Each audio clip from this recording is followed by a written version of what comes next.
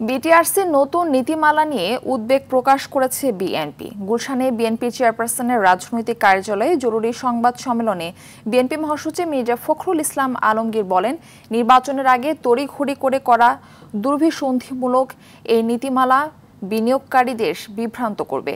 সামনে জাতীয় নির্বাচন থাকায় তাড়াহুড়া করে সিদ্ধান্ত নেওয়া ঠিক হবে না বলে মনে করেন বিএনপি মহাসচিব।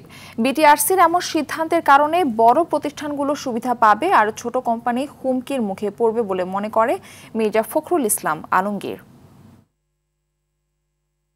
সংশ্লিষ্ট সব পক্ষের এসএমই বিশেষজ্ঞ ভোক্তা সংগঠনের সঙ্গে অংশগ্রহণমূলক আলোচনা করার পর নীতিমালা চূড়ান্ত করেন।